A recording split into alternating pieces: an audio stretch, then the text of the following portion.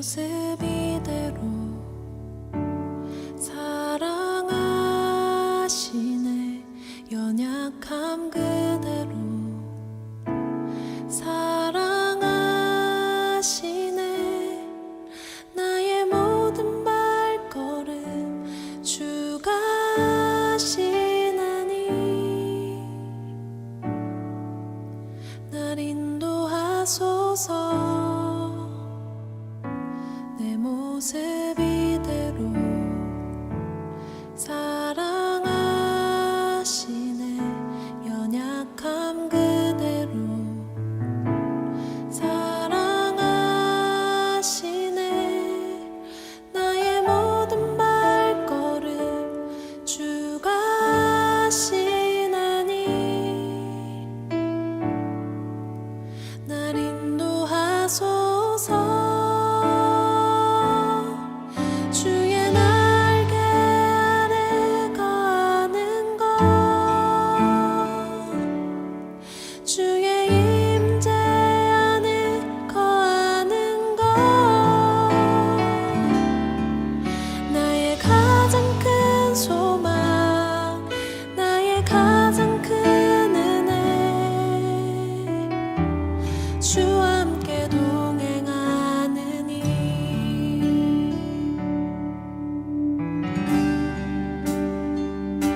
내 모습 이대로 사랑하시네. 연약함 그대로 사랑하시네. 나의 모든 발걸음 주가 하시나니 날 인도하소서. 주의 날개 아래 거하는 것, 주의 임재 안에 거하는 것,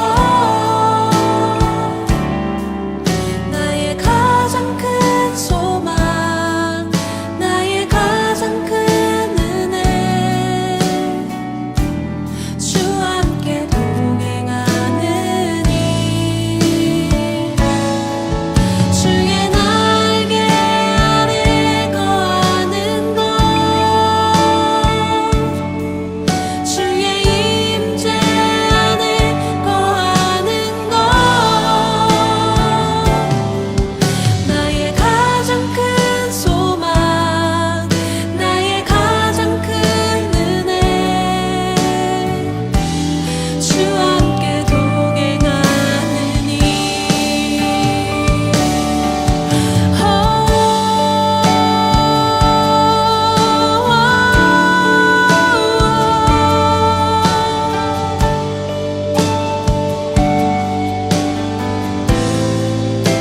나를 덮으소서.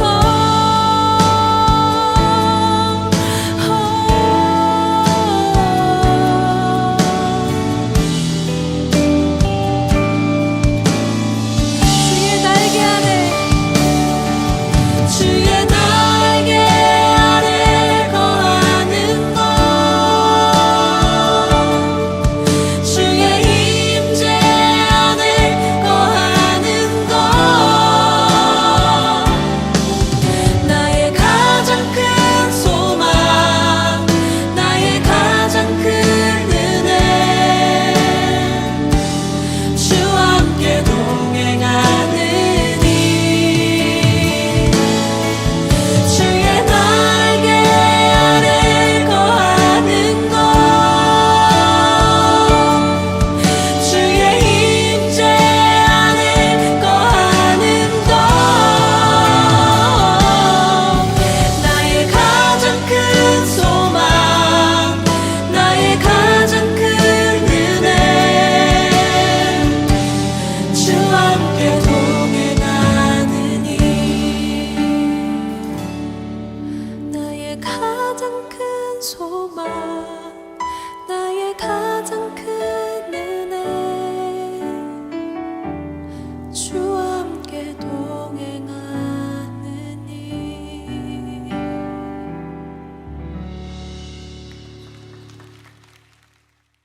기도드림으로 6월 7일 청소년부 예배를 하나님께 드리겠습니다.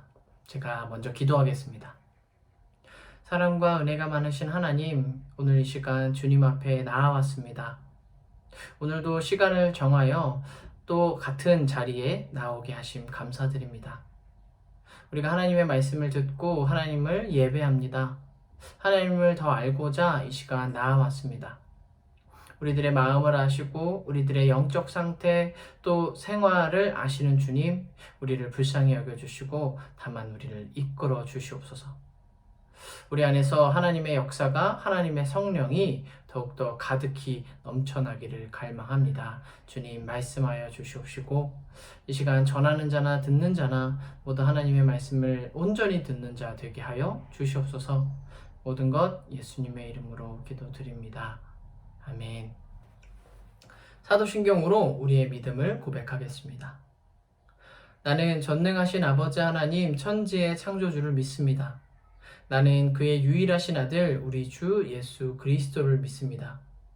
그는 성령으로 잉태되어 동정녀 마리아에게서 나시고 본디오 빌라도에게 고난을 받아 십자가에 못 박혀 죽으시고 장사된 지 사흘 만에 죽은 자 가운데서 다시 살아나셨으며 하늘에 오르시어 전능하신 아버지 하나님 우편에 앉아 계시다가 거기로부터 살아있는 자와 죽은 자를 심판하러 오십니다. 나는 성령을 믿으며 거룩한 공교회와 성도의 교제와 죄를 용서받는 것과 몸의 부활과 영생을 믿습니다. 아멘. 오늘 우리에게 주시는 하나님의 말씀은 누가복음 12장 13절로 21절입니다. 누가복음 12장 13절로 21절을 제가 봉독하고 우리 함께 한 1분 30초 정도 묵상하도록 하겠습니다. 무리 가운데서 어떤 사람이 예수께 말하였다. 선생님, 내 형제에게 명해서 유산을 나와 나누라고 해주십시오. 예수께서 그에게 말씀하셨다. 이 사람아, 누가 나를 너희의 재판관이나 분배인으로 세웠느냐? 그리고 사람들에게 말씀하셨다. 너희는 조심하여 온갖 탐욕을 멀리하여라. 재산이 차고 넘치더라도 사람의 생명은 거기에 달려있지 않다. 그리고 그들에게 비유를 하나 말씀하셨다. 어떤 부자가 밭에서 많은 소출을 거두었다. 그래서 그는 속으로 내 소출을 쌓아둘 곳이 없으니 어떻게 할까 하고 궁리하였다. 그는 혼자 말하였다. 이렇게 해야겠다. 내 곡간을 헐고서 더 크게 짓고 내 곡식과 물건들을 다 거기에다가 쌓아두겠다. 그리고 내 영혼에게 말하겠다. 영혼아, 여러 해 동안 쓸 많은 물건을 쌓아두었으니 너는 마음 놓고 먹고 마시고 즐겨라. 그러나 하나님께서 말씀하셨다. 어리석은 사람아, 오늘 밤에 내 영혼을 내게서 도로 찾을 것이다. 그러면 네가 장만한 것들이 누구의 것이 되겠느냐? 자기를 위해서는 재물을 쌓아두면서도 하나님께 대하여는 부요하지 못한 사람은 이와 같다. 아멘. 우리 잠깐 함께 묵상하겠습니다.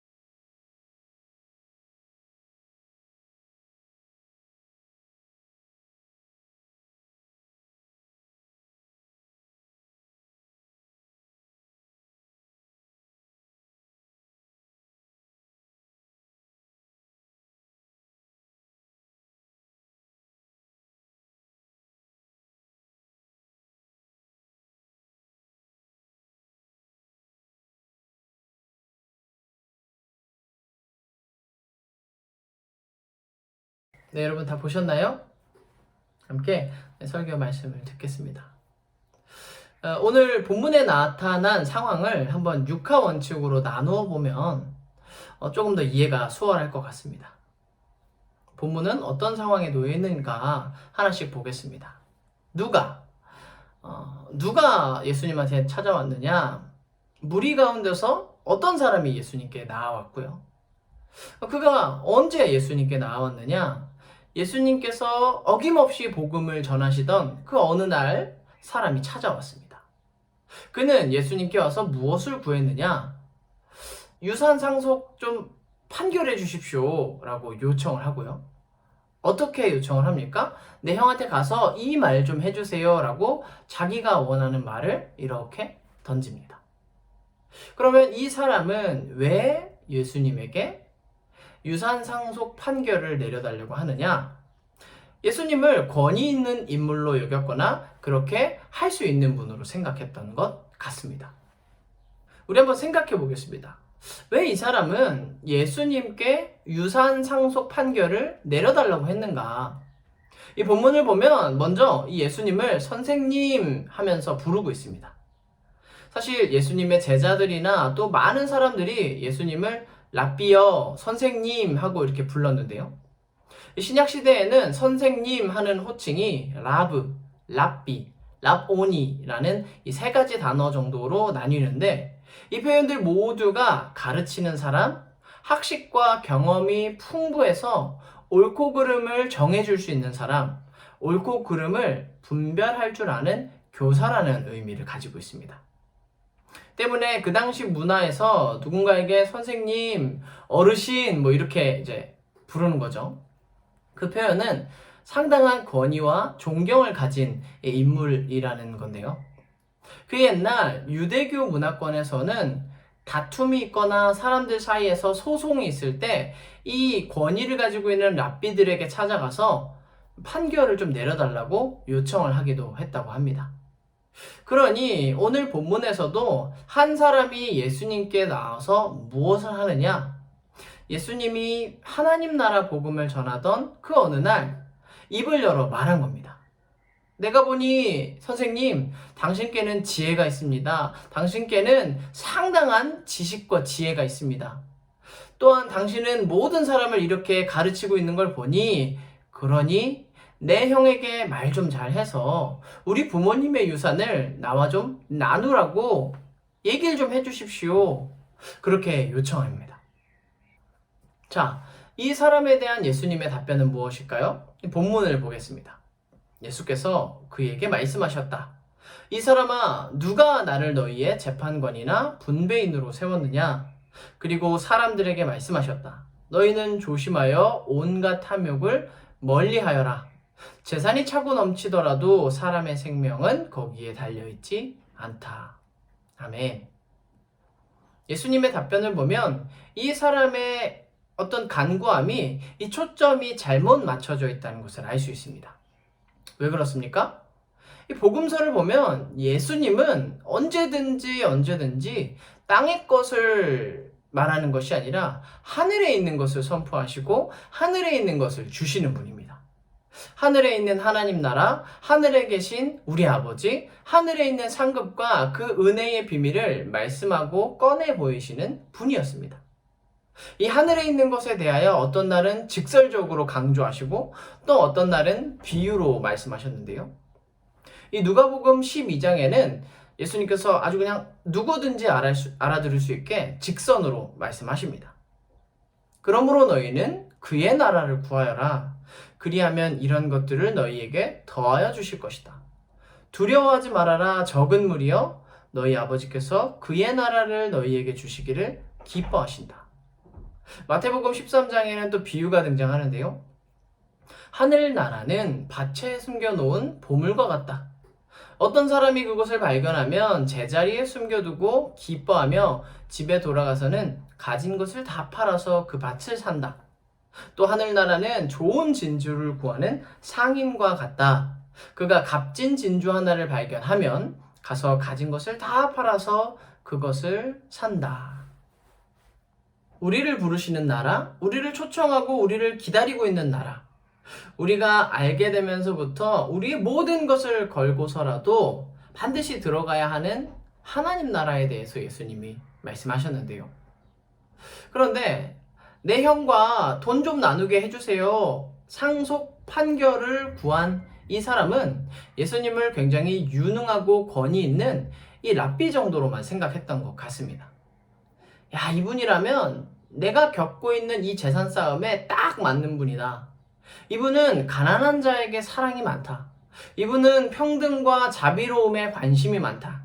이분이라면 내가 겪고 있는 이 어려움을 분명히 불쌍히 여겨주실 거다. 그는 내 편이 되어서 내 돈을 찾아주실 분이다. 이렇게 생각했던 것 같습니다. 그러나 이 사람의 생각과는 달리 예수님은 무엇을 하러 오셨습니까? 그 이상의 일을 하기 위하여 오셨는데요. 저와 여러분이 이미 너무 잘 알고 있듯이 예수님은 하늘 위에 무엇이 있는지, 하늘 위에 하나님 나라를 우리에게 보여주시려고 오셨습니다. 그리스도는 하나님 나라의 비밀을 풀고 하나님 나라를 세상에 보여주고 정말 땅에 비할 수 없는 그 하늘나라가 얼마나 값진 것인지 말씀하셨는데요.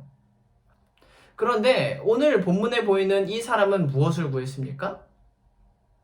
또한 대체로 예수님께로 모여든 사람들은 좀 뭘 구했을까요? 땅에 있는 것. 땅에 자신이 원하는 것을 이루어 달라고 많이들 요청했습니다. 여러분, 우리 한번 생각해 봅시다. 어떤 사람이 배를 움켜쥐고 배가 아파서 샤리테 응급실을 찾아왔습니다. 이 사람이 배 한쪽이 너무 아픈지 그 아픈 곳을 들이밀고는 여기 진통제 좀 놔달라고, 이 아픈 것 좀 멈추게 해달라고 사정사정을 했습니다. 땀으로 옷이 흠뻑 젖은 환자를 검진해 보니 이 환자는 급성 맹장염이었습니다.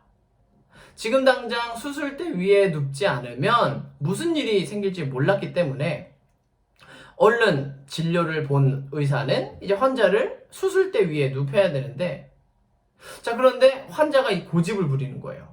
아니, 다른 건 필요 없고 수술 같은 건 필요 없고 나 그냥 진통제만 놔주면 된다. 마취제만 놔주면 나 가겠다. 그걸로 충분하다고 말했다고 생각해 보겠습니다.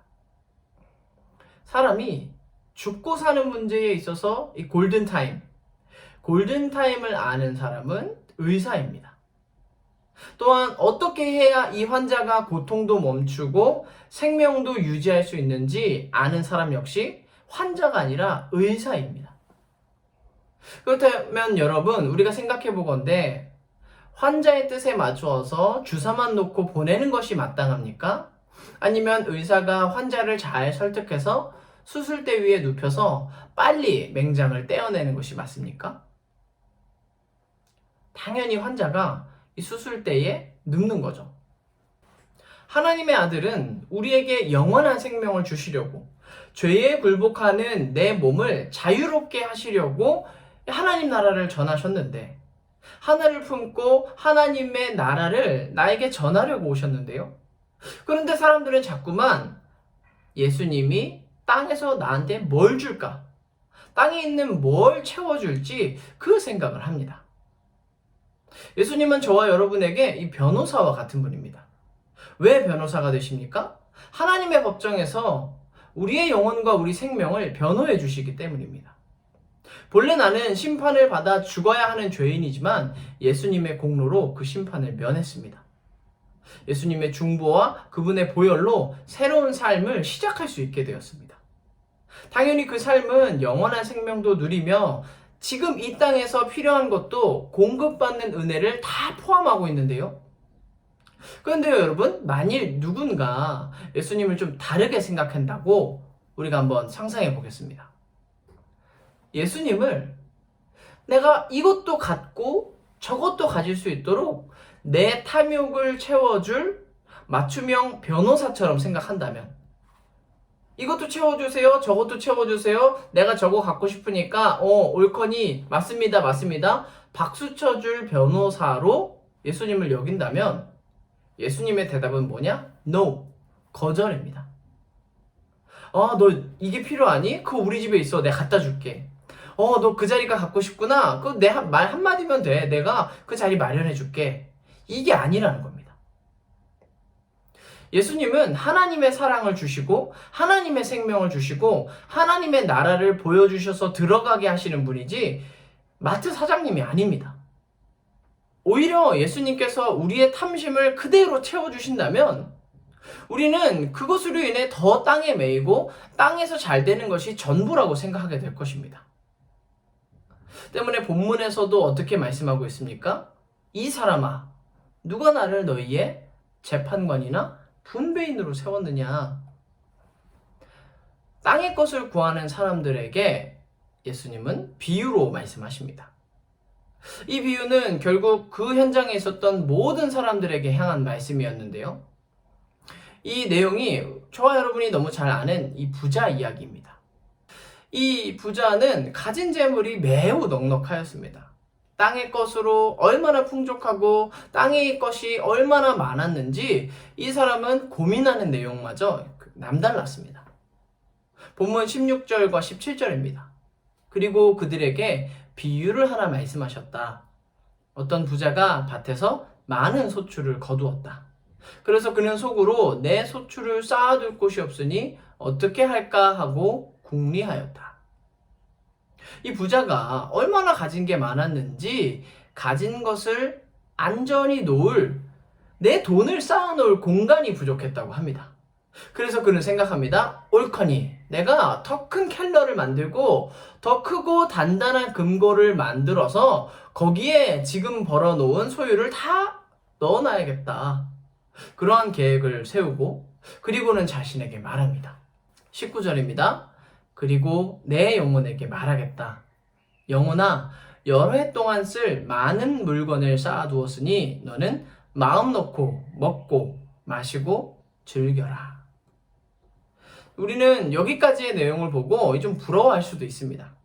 야, 이 말로만 듣던 금수저구나. 성공한 다이아 수저구나. 은행에 돈 넣어놓고 뭐 이자로만 살 수 있는, 돈 넣으면 이자가 나올 거 아니에요? 그 이자로만 살 수 있는 그런 종류의 사람인가 보다. 매달 2,000유로든 3,000유로든 자기가 쓰고 싶은 대로 써도 전혀 지장이 없는 그런 사람인가 보다. 우리는 생각할 수 있는데요. 그런데 여러분, 이 이야기는 상당한 반전으로 끝이 납니다. 그가 생각하지 못한 것이 있었으니 바로 하나님 나라와 하나님의 존재였습니다. 본문 20절로 21절을 보겠습니다. 그러나 하나님께서 말씀하셨다. 어리석은 사람아, 오늘 밤에 내 영혼을 내게서 도로 찾을 것이다. 그러면 내가 장만한 것들이 누구의 것이 되겠느냐? 자기를 위해서는 재물을 쌓아두면서도 하나님께 대하여는 부요하지 못한 사람은 이와 같다. 아멘. 예수님이 드신 비유를 보면 결론이 얼마나 허망합니까? 부자가 그렇게 열심을 발휘해서 그렇게 많은 소유를 모으고는 그 다음날 생명이 떠나갑니다. 야, 내가 이만큼 벌었다. 내가 이만큼 쌓아 올렸다. 그리고 이 소유를 지킬 만한 아주 좋은 계획도 만들었다. 이렇게 해서 이제 몇 년을 놀고 먹고 즐기고 내 고생한 값을 이제 다 풀어서 즐겨야겠다라고 했는데 그 다음날 생명이 떠나가는 것입니다. 본문에서 영혼이라는 단어는 히브리어로 푸시케입니다. 푸시케는 다른 말로 하면 생명, 목숨이라는 뜻인데요. 그러니 본문에 등장하는 하나님의 말씀은 어리석은 사람아, 오늘 너의 생명을 내가 도로 거두어 가겠다. 너의 목숨을 다시 거두어 가면 네가 모아놓은 그 좋아 보이는 땅의 것은 누구의 소유가 되겠느냐? 그 말씀인 것입니다. 예수님의 비유는 사실 감추어져 있는 몇 가지 비밀들을 보여주고 있는데요. 어떠한 비밀이 드러나 있습니까? 첫째, 사람은 하나뿐인 자기 생명을 자기 스스로 컨트롤하지 못한다. 내일 뭐가 기다리고 있는지, 내일은 어떤 일이 기다리고 있는지 한 치 앞도 모르는 인간은 내 생명을 내가 주관하는 것 같지만 사실은 그 어떠한 것도 자기 스스로 조절할 수 없다, 컨트롤할 수 없다는 것이 있고요. 두 번째는 내가 벌었으니 내가 쓰는 것처럼 보이지만 생명이 그러하듯 내가 가지고 있는 재물도 결코 내 맘대로 다 쓰지 못하는 인생이 인간이라는 겁니다. 부자나 가난한 자나 어느 정도는 자기가 생각하는 선에서 자기 돈을 쓸 것입니다. 그렇지만 갑자기 병이 나거나 가족 중에 누가 아파서 내 돈 씀씀이가 갑자기 변하기도 합니다. 생각지 못한 큰 계획, 큰 일을 겪으면서 돈을 쓸 계획이 완전히 전면 수정되기도 하는데요. 돈은 살아있지도 않으면서 이리 갔다 저리 갔다 하고, 돈은 이 모양이 저 모양이 됐다가 계속해서 손에 쥔 것 같지만 어느새 보면 돈은 녹아서 다 없어져 있습니다. 내가 썼든지 누구에게 줬든지 아니면 내가 받아야 되는 것이 불이하게 사라졌든지 많은 일들을 겪는데요. 그 옛날 예수님의 복음을 듣는 사람들에게, 그리고 오늘날 우리에게 예수님의 말씀은 무엇을 말씀합니까? 땅에 있는 것. 이 땅에 있는 것이 생명이 되고 도움이 될 것 같지만 그렇지 않다. 땅에 있는 것으로는 결코 생명을 얻을 수 없다. 평안을 돈으로 살 수 없다. 그 말씀을 합니다. 땅에는 사람도 있고 돈도 있고 좋아 보이는 온갖 여러 가지들이 있지만 그것은 결국 가짜다. 사라져 없어지는 것이다 라고 말씀하고요. 영원한 것은 하늘에 있다. 고로 하늘에 하나님께 소망을 두라. 우리들의 마음을 하나님 나라로 두라고 말씀하십니다. 말씀을 맺도록 하겠습니다. 오늘 말씀 제목이 부자의 고민이었는데요. 부자의 고민은 무엇이었습니까? 이 사람은 모든 생각이 땅에 꽂혀 있었습니다. 땅에서 얼마나 벌까? 땅에서 얼마나 더 가질까? 여기서 얼마나 내 소유를 더 잘 지켜서 즐길까? 그 초점을 맞추었는데요. 이 세상은 땅에 충만한 것으로 내 안을 채우라고 얘기합니다. 할 수 있다면 부자가 되라. 할 수 있다면 높은 사람이 되라. 할 수 있다면 많은 사람들을 아래로 볼 수 있는 그런 사람이 되라 라고 얘기하는데요. 그러나 예수님은 반대입니다. 이 땅에 오신 우리 예수님은 시선을 하늘로 올리라고 말씀합니다. 땅에서 우리가 필요한 것을 내는 것도, 참된 생명과 안식, 평화와 기쁨을 내는 것도 모두 하늘이기 때문에 정말 진정한 수도꼭지가 있는 곳, 은혜의 통로가 있는 곳, 하늘을 보라고 주님은 다시 한번 말씀하십니다.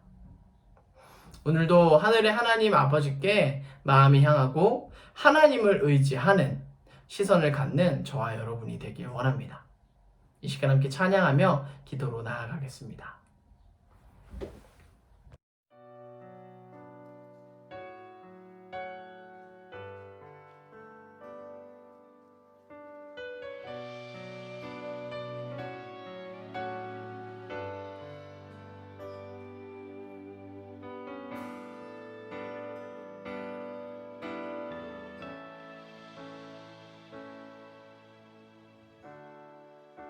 주님 손에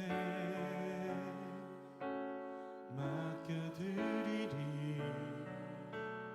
나의 삶 주님께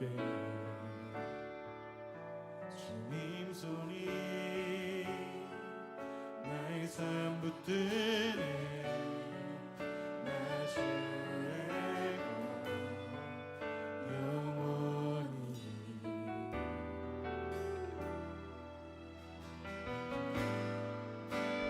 내가 믿는 그 예수 내가 속한 곳 예수 삶의 이유가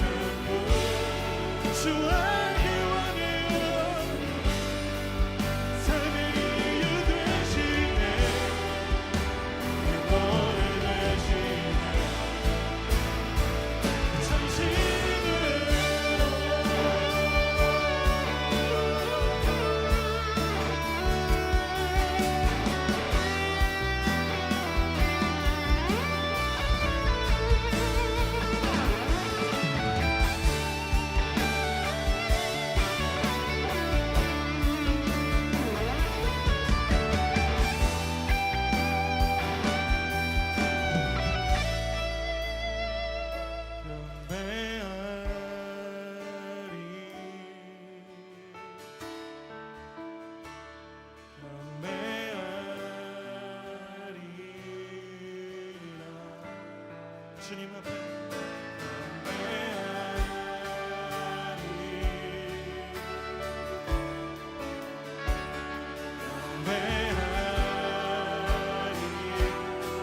주를 경외함으로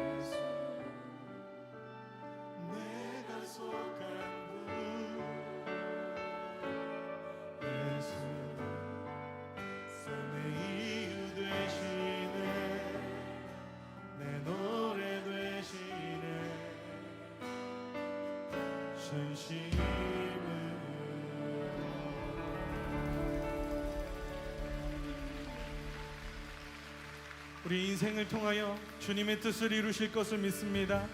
주님의 일하심을 드러내실 것을 믿습니다.